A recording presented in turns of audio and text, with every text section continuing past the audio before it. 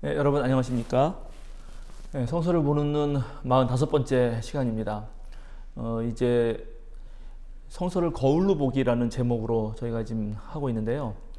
우리가 이 성서를 보는 눈에서 가장 제가 핵심적으로 생각했던 것, 그리고 가장 경계했던 성서 읽기 중에 하나는 뭐였냐면, 성서에 있는 언어, 그 문자를 문자 그대로 하나님 말씀과 동일시하는 것입니다. 성서 안에, 성서에는 분명히 인간의 언어로 쓰여 있습니다.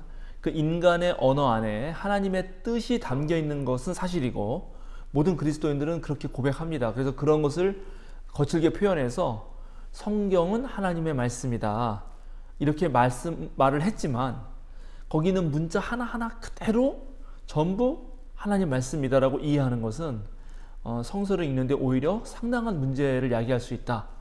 그래서 성서 안에서 하나님의 말씀과 인간의 뜻, 이것을 구별해낼지도 알아야 되고, 또 인간의 언어를 통해서 드러난 인간의 언어 속에서 하나님의 뜻이 무엇인가를 살펴야 되는데요.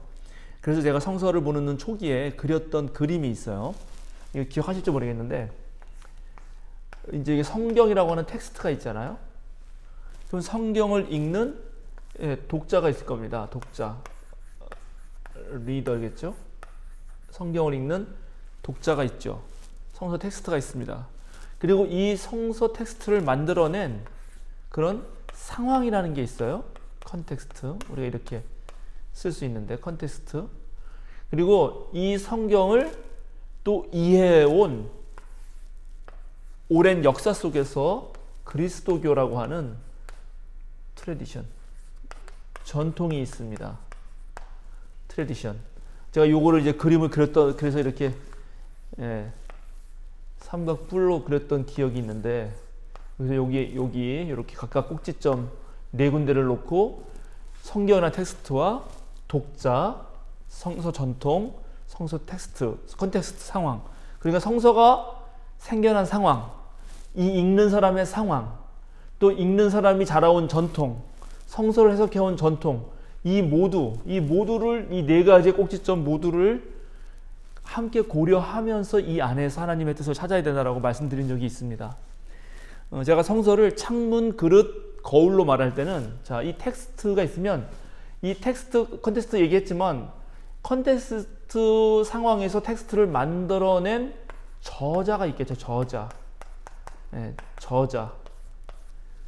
이 저자가 자신이 처한 컨텍스트와 자신이 지내온 어떤 문화적 전통 안에서 성서라고 하는 텍스트를 만들어낸 것입니다. 이 텍스트를 만들어낼 때 이 저자가 어떤 의도를 가지고 있느냐를 찾는 것이 창문이고 역사 비평 방법론이고, 이 텍스트에 집중해서 텍스트의 문학적 구조를 살피면서 그 문학적 구조를 아주 꼼꼼히 읽다 보면 텍스트 자체가 의미를 발생한다 하는 것이 성경을 그릇으로 읽기인데요. 그런데 놀랍게 저자의 의도가 있고 텍스트가 내는 의미가 있어도 그 의미가 읽는 독자에게 어떻게 들리느냐는 또 다른 문제일 수 있다는 것입니다. 왜냐하면 이 사람의 컨텍스트와 이 사람의 전통이 다르기 때문에 그래요.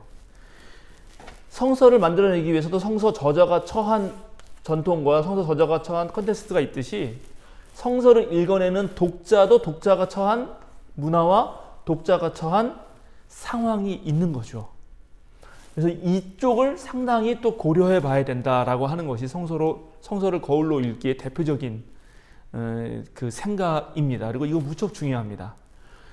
설사 저자가 텍스트를 자기네 상황 속에서 그런 의도로 쓰지 않았다 하더라도, 어떤 상황 속에서 이 독자는 이 텍스트를 저자와 상관없이 전혀 다르게도 읽을 수 있다. 전혀 다르게 읽을 수 있는 상황에서 이제 가장 제가 오늘 말씀드리고 싶은 그 다르게 읽혀진다라고 하는 것을 가장 잘 알려준 그 신학 중에 하나가 여성신학이었습니다. 그러니까 똑같은 성경을 놓고도 남성이 읽는 것과 여성이 읽는 성경은 다를 수가 있다. 그래서 여성의 삶이라고 하는, 지금 생물학적으로도 인류의 반이 여성 아니겠어요? 또 반은 남성이고, 물론 오늘날은 조금 더 이 성에 대해서 아주 다양한 그런 다양한 성이 있다는 것을 알아가고 있죠, 인류가. 그것도 새로운 현상입니다만 옛날에는 몰랐죠.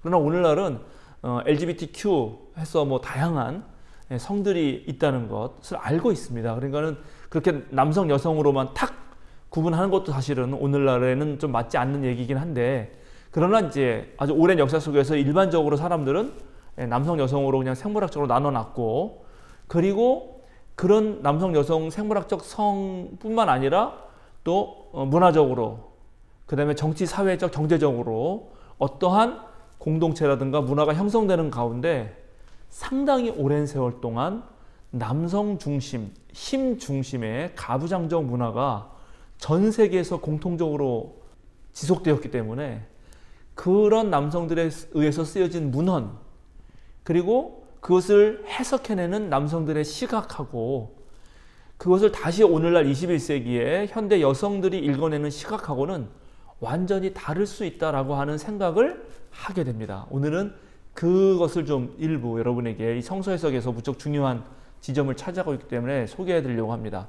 여성의 눈으로 성경 읽기인데요. 여성의 눈으로 성경을 읽는다는 것이 생물학적 여성이 성경을 읽으면 무조건 여성의 눈으로 성경을 읽는다, 그런 건 아닙니다. 우리가 그 영어도 성을 표현할 때 섹스와 젠더를 나누듯이 영어 단어도 여기서는 문화적으로, 그러니까 여성이 경험을 깊이 공감하고 여성의 삶과 그런 어떤 경험들을 가지고 성경을 읽어낼 때 그냥 단순히 생물학적인 것만 말하는 것이 아니라 그럴 때 이걸 여성의 눈으로 읽는 성경 읽기인데요.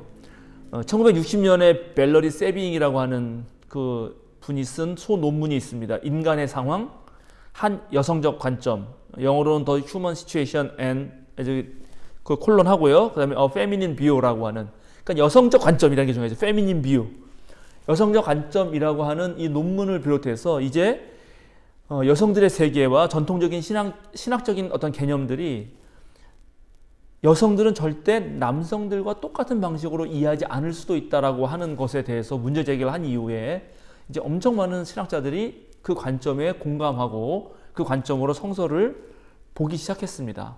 그래서 남성 중심의 정치, 종교, 사회, 문화, 그 지식 사회 속에서 여성이 어떻게 배제되어 왔는지, 그리고 그 배제되어 온 여성들의 목소리를 어떻게 되살릴 수 있는지, 그리고 그 성경을 읽을 때 한쪽 성만의 시각을 강요하는, 그것이 마치 진리로 강요된 것에 대해서 어떻게 반기를 들 수 있는지, 그리고 새롭게 재해석해낼 수 있는지에 대한 오랜 연구가 지난 5, 60년간 이어져 왔습니다.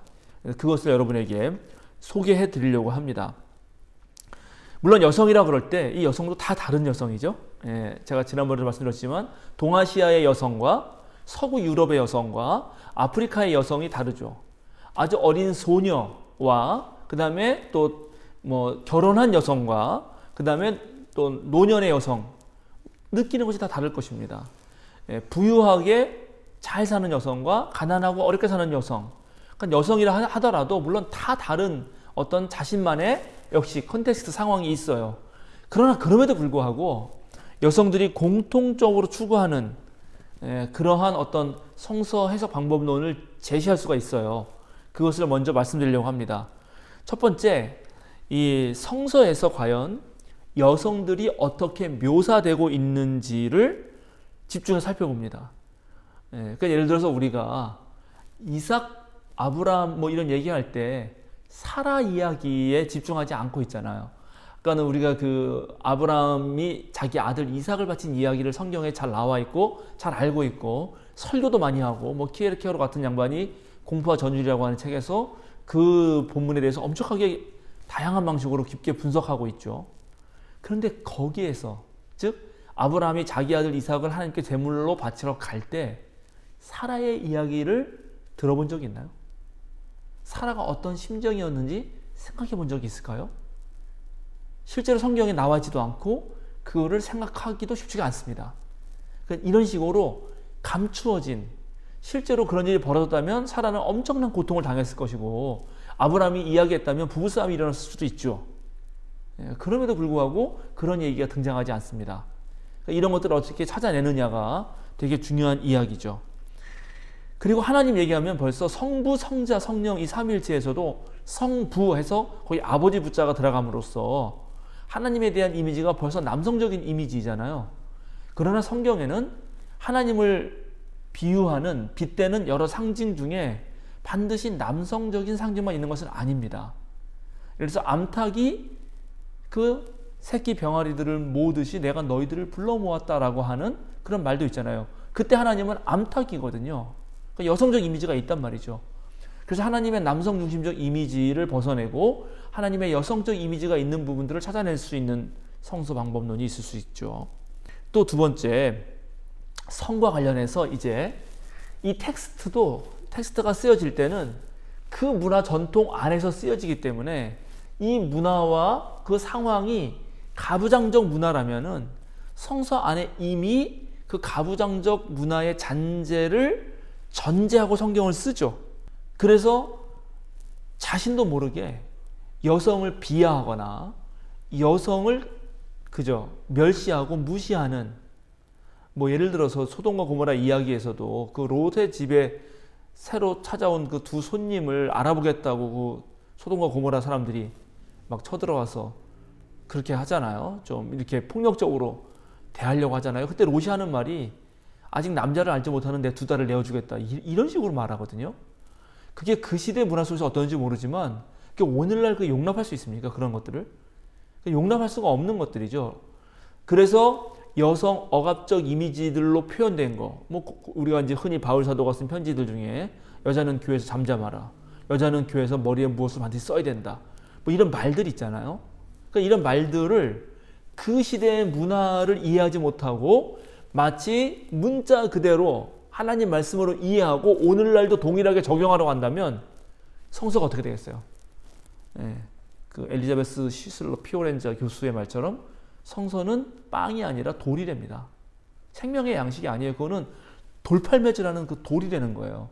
그러니까 어떤 성서 텍스트가 저자의 의도와 상관없이 읽는 누군가에게 오히려 아주 강력한 모욕감을 줄 뿐만 아니라 일종의 폭력적 행위가 된다는 거죠. 그런 것이 무척 중요합니다. 그래서 이런 잘못된 그 가부장적 문화 속에서 쓰여진 성경의 그 역사적 배경을 이해함으로써 그것이 하나님이 원래 원하셨던 바는 아니었다라는 것을 새롭게 밝혀내는 것이 중요합니다. 그런 작업을 하다 보면 1세기에 예를 들어서 초기 여성들의 엄청난 활약들을 볼 수가 있어요. 제가 이제 마가복음을 좋아하는 이유가 그건데, 제가 심지어 물론 저의 상상력의 발현이지만 마가복음서는 여자가 썼을 거다라고 생각할 정도로 제가 말을 하는 지점들이 있습니다.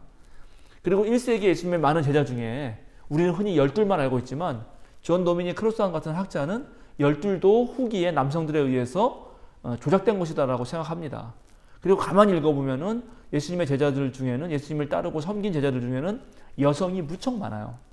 실제로 마가복음서에서는 예수님이 섬기러 왔다 그랬는데 그 섬기러 왔다는 말에 그 섬김의 단어를 전부 여성에게만 붙이고 있어요. 그리고 막달라 마리아 같은 경우, 또 이제 물론 외경이긴 하지만 막달라 마리아 복음서 같은 경우에 보면은 막달라 마리아가 예수의 가장 수제자로 등장하거든요. 그런데 그런 게 정경 안으로는 들어와 있지 못하죠. 근데 그러한 그때 당시에 사정을 살펴보면 1세기 그리스도교 탄생과 유지와 성장과 발전에 여성들의 역할이 상당했을 것입니다. 그러니까 그런 것들을 발견하려고 하는 그러한 성서 읽기 방법론이 여성신학에서 해보려고 하는 거죠. 그래서 성서 읽기에서 이제 무척 중요한 이 거울로 읽기에서 특별히 여성신학적 성서 읽기가 우리들에게 알려준 것은 그동안 많은 그리스도인들이 성서를 문자 그대로 하나님 말씀이라고 그냥 등치시키면서 성경을 폭력적으로 사용했다는 것입니다. 인간을 해방시키고 생명의 양식을 주는 게 아니라 오히려 인간을 억압하고 사람을 죽이고, 예를 들어 마녀 사냥을 하고 그렇게 하는데 하나님의 뜻과는 상관없이 생명을 살리는 것이 아니라 오히려 생명을 죽이는 데 사용되었다는 것이죠. 존 도미닉 크로산이라는 학자가 쓴 성경을 어떻게 읽어야 참 그리스도인이 되는가, 이게 사실 원래 제목 영어로는 How to read the Bible and still be a Christian 이라고 되어 있습니다. 그러니까는 이 말 영어 뜻을 보면은 지금 그 존 도미닉 크로스안이 이 영어 제목과 그리고 이 성경 이 책 전체에서 말하고 있는 걸 잘 살펴보면 성경을 정말 어떻게 읽어야 여전히 그리스도인을 유지할 수 있는가 이렇게 약간 비꼬면서 말하는 거예요. 뭐냐면 성경 안에 여기 부제는 뭐라고 되어 있냐면 창세기부터 계시록까지 하나님의 폭력을 어떻게 이해할 것인가로 되어 있거든요. 성경에는 놀랍게 매우 폭력적인 하나님, 매우 나쁜 이미지 하나님도 한 반 이상 있다는 거거든요. 좋은 하나님 이미지도 반 있지만 그래서 성경을 도대체 어떻게 읽어야 그런 폭력적 하나님에 대해서 이해를 하면서 또는 뭐랄까 동의할 수는 없지만 그게 그렇게 쓰일 수밖에 없었겠구나라고 인정을 하면서 여전히 그리스도인됨을 유지할 수 있는지를 고민한 책이거든요. 성서가 여성의 삶에 도움이 되지 않고 여성의 삶을 북돋지 않고 여성의 삶을 계속 억압만 하는 그런 텍스트로 쓰인다면 오늘 21세기에 그 많은 여성들에게 성경을 읽으라고 얘기할 수 있겠냐 하는 거죠. 그래서 이제 여성신학적 성서 읽기에서 우리들에게 가르쳐준 성서 해석학의 위대한 점 하나는 뭐냐면 의심의 해석학을 열었다는 것입니다. 의심의 해석학. 성경을 읽고 그거를 무조건 받아들이는 게 아니라 과연 이 성서 구절이 오늘날 인류에게 모든 생명체들에게 유의미한 본문이라고 할 수 있겠는가라고 물었다는 거예요.